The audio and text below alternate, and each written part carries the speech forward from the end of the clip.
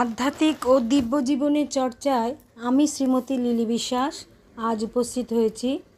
উপনিষদ থেকে পাঠ নিবেদন করব।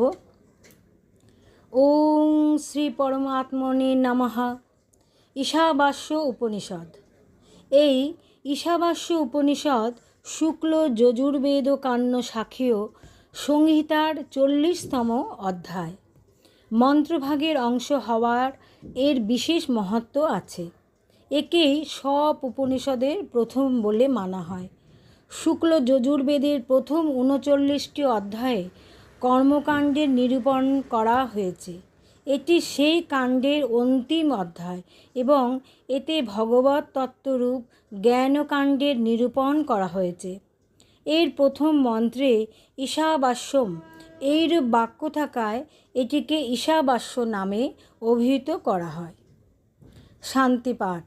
ওং পূর্ণমদ পূর্ণমিদং পূর্ণাৎ পূর্ণমুদচ্যতে পূর্ণস্য পূর্ণমাদায় পূর্ণমেবাবশিষ্যতে। ওং শান্তি ওং শান্তি ওং শান্তি। এই শান্তিপাঠের যে বঙ্গানুবাদ সেটি আমি পাঠ করছি। সচ্চিদাঘন সেই পরব্রহ্ম সর্বপ্রকারে পূর্ণ, এই জগৎও পূর্ণই। সেই পূর্ণ পরব্রহ্ম হতেই এই পূর্ণ উৎপন্ন হয়েছে। পূর্ণের পূর্ণকে নিয়ে নিলেও অর্থাৎ বাদ দিলেও পূর্ণই থাকে। অর্থাৎ এই যে শান্তিপাঠ, ওং পূর্ণমদঃ পূর্ণমিদং পূর্ণাৎ পূর্ণমুদচ্যতে পূর্ণস্য পূর্ণমাদায় পূর্ণমেবাবশিষ্যতে। ওং শান্তি ওং শান্তি ওং শান্তি। এই শান্তিপাঠ দিয়ে উপনিষদ শুরু করলাম এবং এটির বঙ্গানুবাদ অন্তরে ধারণ করলাম। এবং যারা ভক্তমণ্ডলী আছেন, যারা উপনিষদ পাঠ শ্রবণে মনকে চিত্তকে শুদ্ধ করলেন, তাদেরকেও আমি আমার অন্তরের শ্রদ্ধা জানাই। নমো শ্রী বিষ্ণুবে নমঃ। অর্থাৎ ব্যাখ্যাতে সেই সচ্চিদাঘন পরব্রহ্ম পুরুষোত্তমম সর্বপ্রকারে সদা সর্বদা পরিপূর্ণ। এই জগৎও সেই পরব্রহ্মর দ্বারাই পূর্ণ, কারণ এই পূর্ণ সেই পূর্ণ পুরুষোত্তম হতেই উৎপন্ন হয়েছে। এইরূপে পরব্রহ্মের পূর্ণতা দ্বারাই জগৎ পূর্ণ, সেজন্য তাও পরিপূর্ণ। সেই পূর্ণ ব্রহ্ম হতে পূর্ণকে বাদ দিলেও পূর্ণই অবশিষ্ট থাকে। আধ্যাত্মিক ও আধি দৈবিক ও আধি ভৌতিক এই ত্রিবিধ তাপের শান্তি হোক। ঈশাবাস্যমিদং সর্বং যৎকিঞ্চ জগত্যাং জগৎ তেন ত্যক্তেন ভুঞ্জিতা মা গৃধঃ কস্য সিদ্ধনম। এটি ঈশাবাস্য উপনিষদের যে প্রথম মন্ত্র এটি। এবং এই মন্ত্রগুলো আমরা যদি বঙ্গানুবাদ করে পাঠ করি বা শ্রবণ করি, এতে আমরা আরও বেশি করে এর অন্তরে এর গভীরে প্রবেশ করতে পারব।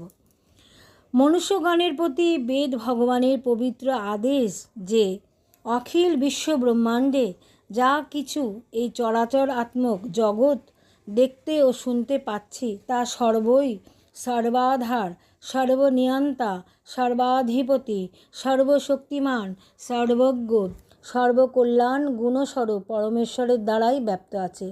সদা সর্বত্র তারই দ্বারা পরিপূর্ণ আছে। এ জগতের কোনো অংশ তার থেকে বিচ্ছিন্ন নয়। এটি বুঝে ঈশ্বরকে নিজের সঙ্গে রেখে সদা সর্বদা তাকে স্মরণ করতে করতে এ জগতের প্রতি মমতা ও আসক্তি ত্যাগ করে কেবলমাত্র কর্তব্য পালনের জন্যই বিষয়সমূহের যথাবিধি উপভোগ করো, উপনিষদ বলছেন। অর্থাৎ বিশ্বরূপ ঈশ্বরের পূজার জন্যই কর্ম সকলের আচরণ করো। বিষয়সমূহে মনকে আসক্ত হতে দিও না, এতেই তোমার কল্যাণ নিশ্চিত। মানুষ ভুলবশত তাতে মমতা ও আসক্তি করে থাকে। অর্থাৎ বস্তুত এই ভোগ্য পদার্থ কারো নয়, এ সব কিছুই পরমেশ্বরের এবং তারই প্রসন্নতার জন্য এগুলি ব্যবহার করা উচিত। মন্ত্রের যে বঙ্গানুবাদ সেগুলো যদি আমরা পাঠ করি সেগুলোই পাঠ করলে আমরা এর মানে এর গভীরতাগুলো আমরা অন্তরে ধারণ করতে পারবো। পরবর্তী যে শ্লোকটি সেই শ্লোকের বঙ্গানুবাদ আমি পাঠ করছি। মন্ত্রের কথা অনুসারে জগতের একমাত্র কর্তা ধর্তা অর্থাৎ পালনকারী, হর্তা বা তিনি সমস্ত কিছু যা কিছু দুঃখ শোক তিনি হরণ করেন, তিনি পালন করেন। সর্বশক্তিমান সর্বময় পরমেশ্বরকে সদা স্মরণে রেখে সব কিছু তারই এরূপ বোধপূর্বক তারই পূজার জন্য শাস্ত্রনিয়ত কর্মসমূহের আচরণ করতে করতে শত বৎসর পর্যন্ত জীবিত থাকার ইচ্ছা করো।